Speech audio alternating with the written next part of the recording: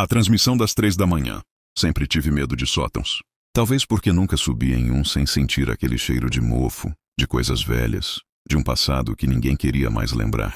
Depois que minha avó faleceu, minha mãe decidiu que eu deveria ajudá-la a organizar a casa antiga antes que fosse vendida. Foi assim que encontrei a televisão. Era um modelo de tubo, pequeno, da década de 70, com botões giratórios e uma tela arranhada. Estava coberta de poeira e teias de aranha, escondida atrás de caixas de roupas velhas. Quando coloquei as mãos nela, tive a estranha sensação de que estava quente, como se tivesse sido usada recentemente, apesar de provavelmente estar ali há décadas. Não pensei muito. Coloquei a TV no canto do meu quarto como uma lembrança curiosa da casa da vovó. Não ligava, não fazia nada, mas achei que daria um ar vintage ao espaço. A primeira noite foi tranquila. A segunda também. Mas na terceira, às 3 da manhã, fui acordado por um chiado baixo. Abri os olhos e percebi que a televisão estava ligada. A tela mostrava apenas estática, como se nenhum canal estivesse sintonizado. Me aproximei para desligá-la, mas antes que tocasse no botão, a imagem mudou. Um fundo colorido com desenhos infantis borrados surgiu na tela. E então apareceu um fantoche. Tinha olhos costurados com botões e um sorriso exagerado com dentes de pano mal costurados.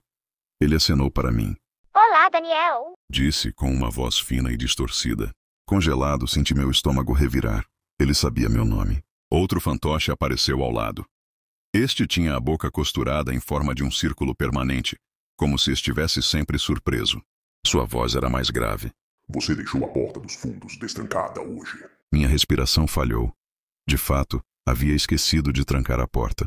Mas ninguém poderia saber daquilo. Ninguém. Desliguei a TV com força. O quarto mergulhou em silêncio. Foi então que ouvi. Toque, toque, toque. Alguém batia na porta da frente da casa. Não tive coragem de atender. Na noite seguinte, às 3 da manhã, a televisão ligou sozinha outra vez. Os fantoches estavam lá, me esperando. Você não abriu a porta. Disse o primeiro sorridente. Mas logo você vai... Eu desliguei novamente. E mais uma vez os golpes ecoaram na madeira da porta. Dessa vez, mais fortes. Bam, bam, bam. Corri até lá. Mas quando olhei pelo olho mágico, não havia ninguém. Apenas a rua deserta, iluminada pela lua. Na terceira noite, decidi resistir. Quando a TV acendeu, sentei na cama e encarei. Os fantoches batiam palmas como se comemorassem minha atenção. Muito bem, ele vai brincar com a gente. Disse o de boca costurada. Hoje, vamos contar um segredo. Completou o sorridente. E então, eles começaram a falar. Revelaram coisas que só eu sabia. Como o dia em que quebrei o vaso da minha mãe e culpei o cachorro. Ou quando copiei respostas na escola. Pequenas coisas, vergonhas banais. Mas então começaram a aprofundar. Você lembra do acidente, Daniel? O sorriso do fantoche parecia mais largo. Você lembra do sangue no asfalto? Senti meu coração disparar. Eu nunca falei com ninguém sobre aquilo. Eu estava no carro 2 anos atrás quando bati em algo na estrada. Saí correndo sem olhar, sem nunca contar a ninguém. Desliguei a TV em pânico. A batida na porta veio tão forte que os quadros da sala caíram. Na quarta noite, não resisti. Quando os fantoches começaram a falar, sentei na frente da tela como uma criança hipnotizada. Agora é sua vez, Daniel. Disse o fantoche sorridente. Você vai brincar com a gente pra sempre. A tela tremeu. As cores borradas do cenário infantil se expandiram, como se a televisão fosse um portal. Vi atrás dos fantoches sombras em movimento, braços de pano que se esticavam e se contorciam. Abra a porta. Disse o de boca costurada. Ele está esperando lá fora. O som da batida ecoou pela casa, mas dessa vez não na porta da frente. Era na porta do meu quarto. Toque, toque, toque. O suor escorria pelo meu rosto. As batidas ficaram mais fortes até que a madeira parecia prestes a se quebrar. Eu me encolhi no canto do quarto, com os olhos grudados na tela. Você não pode mais desligar. Disse o fantoche sorridente. Tentei. Girei o botão da TV com força, puxei o cabo da tomada, mas nada funcionava. A imagem continuava acesa, estática, misturada ao programa infantil, como se me zombasse. Então ouvi o clique da maçaneta girando. A porta do quarto se abriu lentamente, revelando apenas o corredor escuro. Eu tremia, esperando ver alguém entrar. Mas não havia ninguém. Apenas passos arrastados ecoando no chão de madeira, indo em direção à televisão. As sombras que estavam dentro da tela começaram a se projetar para fora, como se a barreira entre os dois mundos tivesse desaparecido. Braços de pano se esticaram em direção a mim e senti um deles roçar minha perna. O toque era gelado, úmido, como carne morta. Corri. Saí do quarto e desci as escadas tropeçando, mas as vozes ecoavam em toda a casa. Não adianta fugir, Daniel. Cada luz se apagava conforme eu passava, como se a casa estivesse sendo engolida pela mesma escuridão da tela. Corri para a porta da frente e puxei a maçaneta, mas estava trancada. Eu jurava que a deixara destrancada dessa vez. Olhei para trás. No topo da escada, os fantoches me observavam. Não estavam mais dentro da TV. Estavam aqui comigo. Suas bocas costuradas se moviam em sincronia, como se fossem marionetes de uma força invisível. 3 da manhã nunca termina. O relógio na parede marcava 3 horas. Os ponteiros não se moviam. O tempo havia parado. Corri para a cozinha, tentando encontrar alguma saída, mas cada janela estava coberta de uma escuridão densa, como se não houvesse mais mundo do lado de fora. Apenas um vazio. Então ouvi a voz do fantoche sorridente atrás de mim. É hora de brincar para sempre, Daniel. Braços de pano envolveram meu pescoço, meu peito, minhas pernas. Fui arrastado pelo corredor de volta ao quarto. A TV brilhava intensamente como um buraco aberto para um outro lugar. Gritei, chutei, mas não consegui me soltar. Fui puxado para dentro da tela. O último som que ouvi antes de tudo ficar preto foi o riso infantil distorcido, ecoando infinitamente. Sei que não vai acreditar, mas não estou morto. Não exatamente. Estou preso aqui, do outro lado da tela. No cenário colorido que parece infantil, mas que fede a podridão e ecoa com gritos que não pertencem a criança nenhuma. Os fantoches estão ao meu lado, sempre sorrindo, sempre falando. Eles me obrigam a repetir segredos, a confessar coisas que eu nunca disse. E cada vez que revelo algo, sinto uma parte de mim se desfazer, como se meu corpo fosse costurado em pano. Olho para minhas mãos agora e já não vejo pele. Vejo linhas de costura, tecido puído. Estou me tornando um deles. E sei o que acontece depois. Quando minha transformação terminar, será minha vez de aparecer na tela. Minha vez de falar diretamente com alguém às 3 da manhã. Talvez com você, porque a transmissão nunca para. No começo, pensei que a transformação seria lenta, que teria tempo de resistir. Engano meu. Dentro da televisão, o tempo não funciona como no mundo real. Aqui, cada segundo se estica como uma eternidade. E cada eternidade parece durar apenas um piscar de olhos. Minhas mãos já não eram mãos. Os dedos se costuraram em linhas tortas de pano, os ossos se dissolvendo em um vazio leve, preenchido apenas por algodão amarelado e fétido. Eu gritava, mas minha voz saía abafada, como se alguém falasse através de um rádio quebrado. Os outros fantoches me cercavam, rindo com seus sorrisos costurados. Eles não eram apenas bonecos. Eu reconhecia algo nos olhos de botão deles. Havia humanidade ali. Havia dor. Cada um tinha sido como eu, sugado pela tela, transformado em parte do espetáculo. Agora é sua vez, Daniel. Disse o fantoche sorridente, aproximando-se de mim. Você será o apresentador. Atrás dele, cortinas coloridas se abriram, revelando um palco infantil deformado. Paredes pintadas com cores borradas, desenhos animados que se contorciam como se estivessem vivos, e um auditório vazio, mas cheio de risadas que ecoavam de lugar nenhum. Fui empurrado para a frente. Uma cadeira de madeira, pequena demais para mim, esperava no centro. Sentei sem resistir, como se meus novos fios invisíveis me obrigassem.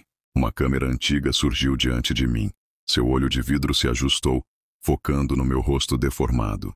No canto da tela que flutuava acima do palco, vi meu reflexo, um boneco grotesco, costurado às pressas, com meu rosto humano se misturando ao pano. A transmissão havia começado. O fantoche sorridente se virou para mim e disse: Agora olhe direto para eles. Eles já estão assistindo. E eu vi através da câmera. Vi o quarto do mundo real. Um jovem estava sentado na cama, olhos arregalados, encarando a TV. Ele não sabia, mas eu podia vê-lo. Podia falar com ele. A mesma forma como os fantoches haviam feito comigo. Olá, Mateus. Minha voz de pano saiu arranhada, distorcida, mas ele a ouviu. O garoto engasgou, olhando ao redor do quarto. Eu sabia o nome dele, da mesma forma que haviam sabido o meu. Sabia também seu segredo mais escondido. O buraco no quintal atrás da casa, onde ele havia enterrado algo que não queria que ninguém descobrisse. O programa riu com ele. Eu não queria falar, mas as palavras me foram arrancadas, cuspidas da minha boca costurada. Eu revelava cada detalhe, e via o garoto começar a chorar. No fundo do palco, os outros fantoches batiam palmas, satisfeitos. Percebi então a verdade cruel. Eu não era a vítima. Eu era agora parte da engrenagem. A cada nova transmissão, um de nós era empurrado para a frente das câmeras, e assim, alimentávamos o ciclo. O tempo passou, ou algo parecido com o tempo. Já não sabia dizer se estava ali há dias, meses ou séculos.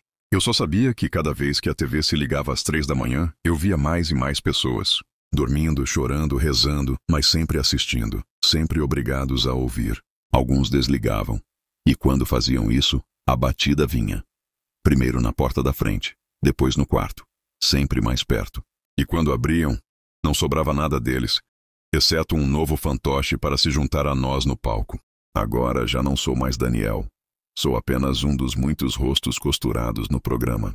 Espero toda noite que chegue a minha vez de apresentar novamente. E talvez, da próxima vez que a televisão ligar, seja você quem estará do outro lado da tela, me assistindo às 3 da manhã. Mas lembre-se, nunca desligue a TV, porque se desligar, eu vou bater à sua porta. O sorriso da boneca. Herdei a coleção de bonecas de porcelana da minha tia-avó Ismênia depois que ela morreu. Nunca fui próximo dela. Uma mulher excêntrica, de olhar severo e gestos meticulosos, que morava numa casa antiga no interior. A família sempre a descreveu como alguém difícil, e nas poucas vezes que a visitei, lembro-me de ter sentido calafrios ao atravessar o corredor estreito que levava ao quarto onde ela mantinha dezenas de bonecas enfileiradas em prateleiras, como um exército silencioso. Quando o advogado me ligou, dizendo que a maior parte dos bens dela havia sido leiloada, mas que eu fora o escolhido para herdar a coleção, hesitei. Nunca gostei de bonecas de porcelana. Elas sempre me pareceram frias demais, como se fossem corpos vazios, esperando por algo que nunca viria. Mas por algum motivo aceitei, talvez por curiosidade mórbida, talvez porque senti que recusar seria como desprezar a memória dela. E confesso, havia algo em seu olhar, nas poucas vezes em que cruzamos caminhos, que me fazia sentir observado, como se ela esperasse que eu continuasse algo que ela mesma começou. As bonecas chegaram em 3 caixas grandes embrulhadas em papel antigo que cheirava a mofo e naftalina. Levei-as para meu apartamento e organizei-as na estante do quarto de hóspedes. Não tinha coragem de colocá-las no meu quarto. Algumas eram incrivelmente detalhadas. Vestidos rendados, cabelos de fios sintéticos meticulosamente penteados, olhos de vidro que refletiam a luz de modo inquietante. Outras, mais antigas, tinham rachaduras no rosto, marcas do tempo que só aumentavam a sensação de que escondiam segredos. Na primeira noite dormi mal. Eu podia jurar que, mesmo com a porta do quarto fechada, sentia os olhos das bonecas me acompanhando. Foi na segunda noite que percebi. Uma delas, colocada bem no centro da prateleira, tinha um detalhe diferente. Era uma boneca loira, de vestido azul celeste e laço branco. O sorriso dela parecia deslocado. Quando a retirei da caixa, lembrava-se de um sorriso pequeno, tímido, quase apagado. Mas agora, olhando novamente, parecia mais largo. Os lábios pintados se curvavam de maneira estranha, como se alguém tivesse puxado os cantos da boca além do que deveria. Pensei que fosse impressão, que minha mente estivesse pregando peças. Mas ao passar a noite, toda vez que entrava no quarto, o sorriso parecia ter crescido mais um pouco. Na manhã seguinte, havia marcas. Pequenos arranhões na parede ao lado da estante. Marcas finas, paralelas, como unhas arrastadas pela tinta branca. E no chão, o que parecia ser pó de gesso, como se a parede tivesse sido arranhada de verdade. Ri nervoso. Deve ter caído algum prego solto, pensei. Mas no fundo eu sabia. Aquilo não fazia sentido. Na terceira manhã percebi que uma boneca havia sumido. Uma das menores, de vestido vermelho, simplesmente não estava mais lá. Revirei a casa inteira, convencido de que talvez tivesse caído, rolado para baixo da cama ou atrás do armário. Nada. Ela simplesmente desaparecera. No dia seguinte, outra boneca sumiu. Desta vez, uma com tranças castanhas. Era como se alguém entrasse no apartamento à noite, escolhendo uma por uma. Mas as portas estavam trancadas, as janelas fechadas. Eu morava no 10º andar. Não havia como alguém entrar sem que eu percebesse. Comecei a perder o sono. Passava horas diante da estante, observando o sorriso da boneca loira, que agora parecia escancarado, revelando dentes minúsculos pintados, mas que eu tinha certeza que antes não estavam lá. Quanto mais eu olhava, mais parecia que os dentes eram reais, com brilho e textura. Às vezes, seus olhos de vidro se moviam, não de forma abrupta, mas lenta, quase imperceptível. Eu olhava fixamente e jurava que antes estavam voltados para a frente, e agora seguiam meu movimento pelo quarto. Decidi filmar. Coloquei meu celular em um tripé improvisado e deixei a câmera gravando durante a noite inteira, apontada para a estante. Na manhã seguinte, assisti às imagens. Durante as primeiras horas, nada. Apenas o quarto mal iluminado pela claridade da rua. Mas por volta das 3 da manhã, algo aconteceu. A boneca loira virou a cabeça. Devagar, como se estivesse tentando não ser percebida, ela inclinou o rosto para o lado. O sorriso, mesmo na gravação, parecia se abrir mais e mais, até que os cantos da boca se esticaram quase até as orelhas. Não consegui terminar de assistir. Parei o vídeo, ofegante, suando frio. Apaguei o arquivo, mas a prova estava ali. Naquela noite, não dormi. Fiquei no sofá, mas mesmo distante do quarto ouvia sons. Passos leves, arranhões, como unhas riscando madeira. Uma risada baixa, abafada, que parecia vir de dentro das paredes. Na semana seguinte, encontrei uma caixa que havia ignorado. Dentro dela, papéis antigos. Entre eles, um diário. Era da minha tia-avó. As anotações falavam de minhas meninas, sempre se referindo às bonecas como se fossem vivas. Havia trechos desconexos que falavam de alimentá-las e não deixá-las sozinhas por muito tempo. E, em uma página manchada de tinta, havia um aviso. A que sorri é a guardiã. Enquanto ela estiver feliz, as outras ficam quietas. Nunca a deixe sem atenção. Nunca vire as costas para o sorriso. As palavras me fizeram tremer. Naquela mesma noite, acordei com a sensação de estar sendo observado. Ao abrir os olhos, vi a boneca loira sentada sobre meu peito, seu rosto a centímetros do meu. O sorriso, agora completamente impossível, rasgava-lhe a face de porcelana, revelando carne e dentes que não deveriam existir. Seus olhos se mexeram diante de mim. Não mais de vidro, mas úmidos, vivos. Ela abriu a boca e viu uma língua pequena, fina, que se movia como a de uma cobra. Antes que eu pudesse gritar, ela deslizou para fora da cama e correu em direção ao corredor, os pés de porcelana batendo no chão como unhas afiadas. Agora já não eram apenas as bonecas que desapareciam. Roupas sumiam do varal. Objetos pequenos desapareciam da cozinha. Até que um dia percebi marcas de unhas na parede da sala. Não mais discretas, mas profundas. Como se algo tivesse tentado cavar sua saída de dentro da parede. Passei a ouvir vozes. Risadinhas agudas no meio da noite. Cochichos que vinham do quarto das bonecas. E então, uma manhã, não havia mais nenhuma na estante. Todas tinham desaparecido, exceto a loira de vestido azul. Ela estava sentada no meio da cama de hóspedes. O sorriso agora era uma abertura grotesca, e os olhos, duas órbitas escuras que me seguiam. Ao me aproximar, percebi que não estava sozinha. Havia pequenas mãos pálidas saindo debaixo do colchão, agarrando os lençóis, puxando-os lentamente para baixo, e eu entendi. As outras não haviam desaparecido. Elas estavam ali, dentro da casa, rastejando pelas paredes, pelos cantos, pelas sombras. Naquela noite, ouvi passos no corredor. A porta do meu quarto se abriu sozinha. O som de várias mãozinhas arranhando o chão se aproximou, e no escuro só pude ver o reflexo de dezenas de sorrisos. As risadas ecoavam pelo corredor, finas e repetitivas, como se viessem de gargantas infantis enterradas na escuridão. O reflexo dos sorrisos me cercava, flutuando entre as sombras. As bonecas não eram mais de porcelana. Eram formas distorcidas, corpos pequenos que arrastavam pés duros contra o chão, deixando riscos no piso como garras afiadas. Tentei acender a luz, mas a lâmpada apenas piscou, lançando flashes que revelavam pedaços do que me cercava. Olhos demais em rostos rachados. Mãos finas e frágeis que se esticavam para tocar minha pele. Bocas pequenas que se abriam além do que era possível, revelando fileiras intermináveis de dentes. Corri pelo apartamento, mas cada porta que abria dava no mesmo corredor estreito, com as mesmas paredes cobertas de arranhões. Não importava para onde fosse, acabava de volta diante do quarto de hóspedes. A boneca loira estava lá dentro, sentada no centro da cama, imóvel, com o sorriso agora rasgado até a nuca, expondo uma escuridão pulsante dentro de sua boca. Com um pouco de lucidez que me restava, busquei na cozinha uma garrafa de álcool e fósforos. O cheiro forte inundou o ar enquanto despejava o líquido sobre a boneca e sobre a cama. As risadas cresceram, estridentes, e pequenas mãos começaram a surgir pelas paredes, tentando agarrar meus braços, arranhando minha pele até o sangue escorrer. Risquei o fósforo. As chamas se ergueram, devorando o tecido, o colchão, o vestido azul. A boneca permaneceu imóvel por um instante, olhando fixamente, o sorriso intacto mesmo quando o fogo devorava seu rosto de porcelana. E então, algo se partiu. Não o corpo da boneca, mas a casa inteira.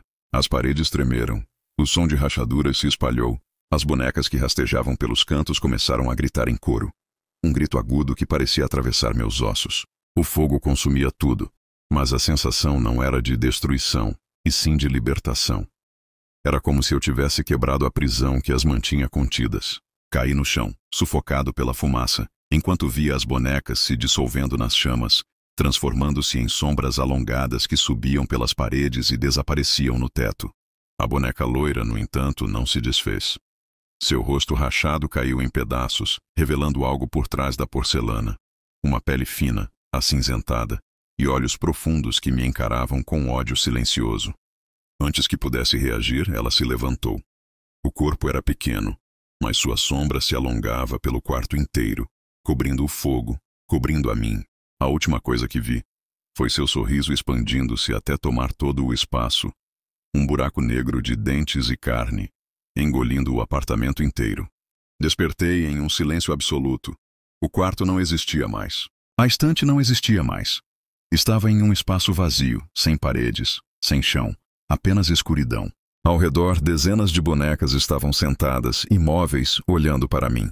No centro, a boneca loira, agora intocada pelo fogo, o sorriso de volta ao formato original, pequeno e inocente. Olhei para minhas mãos e vi que estavam rígidas, de porcelana. O peso do vestido arranhava minha pele, que já não era pele, mas cerâmica fria. Meus olhos não piscavam mais. Minha boca estava pintada. O sorriso, no entanto, não era meu, era dela. E eu entendi. Cada desaparecimento era uma troca. Cada boneca sumida não havia ido embora. Estava aqui, neste espaço, condenada a permanecer imóvel, observando, esperando. Agora era minha vez. O sorriso dela nunca desaparece. Apenas escolhe um novo rosto para usar. O elevador do hospital fechado. A primeira vez que ouvi falar do Hospital Santa Adélia foi em um fórum obscuro sobre exploração urbana. O lugar ficava em um lugar isolado, cercado por mato alto e tapumes enferrujados, como se quisessem enterrar a memória de tudo o que aconteceu ali. Segundo os boatos, o hospital foi interditado nos anos 90 após denúncias de experimentos ilegais em pacientes terminais, desaparecimentos de crianças e até rituais conduzidos por médicos que já não acreditavam em ciência, apenas em algo sombrio. Era exatamente o tipo de cenário que atraía pessoas como eu, exploradores de ruínas, cacadores de lugares malditos. Minha câmera era meu escudo, minha desculpa para atravessar portas arrombadas e corredores cobertos de poeira. Eu não era ingênuo, sabia que 90% dessas lendas eram inventadas para dar audiência, mas o restante era o que mantinha minha obsessão viva. Entrei no hospital pouco depois da meia-noite. A lua mal iluminava as janelas quebradas. O silêncio era tão profundo que até o clique da câmera parecia uma blasfêmia. As paredes estavam descascadas, cobertas de fungos, e o chão repleto de vidros partidos, seringas, arquivos médicos abandonados. O ar cheirava a mofo, ferrugem e algo adocicado, como carne apodrecendo. Enquanto filmava, narrei em sussurros para o microfone. Antigo Hospital Santa Adélia, fechado há quase 30 anos. Dizem que o subsolo ainda guarda segredos. Foi então que ouvi o som. Um ding metálico, limpo, vivo. Olhei para a esquerda. No fim do corredor, incrustado na parede imunda, estava o elevador. A porta de aço manchada de ferrugem tremia como se tivesse acabado de ser acionada. Uma luz amarela acendeu acima, piscando, e o painel brilhou. Isso não fazia sentido. Eu havia confirmado que não havia energia ligada no prédio. As caixas de força estavam destruídas, os fios arrancados. A porta abriu com um gemido agudo. Dentro, luz branca e fria. O interior estava limpo demais, como se tivesse sido preservado em outro tempo. Meu coração disparou. Parte de mim sabia que deveria ir embora, mas a câmera estava gravando. Eu não podia desperdiçar aquela oportunidade. Entrei. O chão rangia sob minhas botas, mas parecia sólido. O espelho na parede refletia meu rosto suado, distorcido por pequenas rachaduras. O painel do elevador tinha botões iluminados, do térreo ao 12º andar. Mas no canto inferior, uma marca vermelha brilhava. -13. Engoli seco. Aquilo não existia em nenhum mapa. Minhas mãos tremiam quando pressionei o botão. A porta se fechou sozinha, como se tivesse esperado minha decisão. O elevador começou a descer. O contador no painel girava. 0, -1, -2. O ar se tornava mais frio a cada andar. Eu ouvia algo além do motor. Um zumbido baixo, quase como vozes abafadas misturadas a choros. Quando o número -13 brilhou, a cabine tremeu.